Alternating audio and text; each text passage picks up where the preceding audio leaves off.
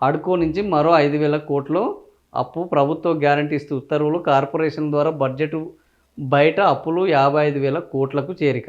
ఎడాపెడా అప్పులు చేస్తున్న ప్రభుత్వము. సో అప్పులు ఎందుకు చేస్తున్నది అంటే అభివృద్ధి కోసమని వాళ్ళు చేస్తారు. లేదా అభివృద్ధి లేదు, పాడు లేదు, అప్పులు ఎందుకు చేస్తున్నారో తెలియట్లేదని వీళ్ళు అంటున్నారు. సో మొత్తం అప్పుల లిస్ట్ ఏంది అంటే వివిధ కార్పొరేషన్ల పేరుతోటి అప్పుల లిస్టు. పౌర సరఫరాల సంస్థలో 2,000 కోట్లు, మార్క్ఫెడ్లో 13,700 కోట్లు, ఏపీఐసిస్లో 1,000 కోట్లు, ఆ తర్వాత ఏపీఎండిసి మైనింగ్ డెవలప్మెంట్ ఇది దాంట్లో 9,000 కోట్లు,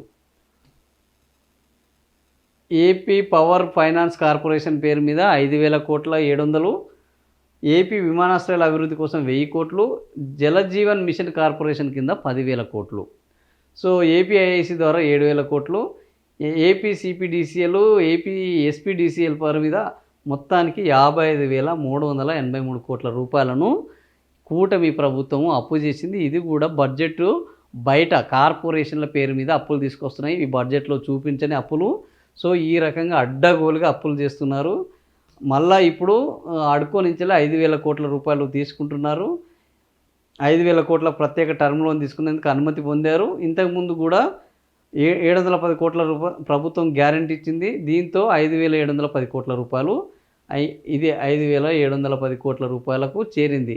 బాబు అధికారం నుంచి వచ్చినప్పటి నుంచి ఇప్పటి వరకు 55,000 కోట్ల 383 కోట్లు చేరాయి. వైఎస్ఆర్సీపీ చేసిన అప్పులపై చంద్రబాబు ఎల్లో మీడియా నానా యాగి చేసినాయి. ఇప్పుడు ఎందుకు చేస్తున్నారు?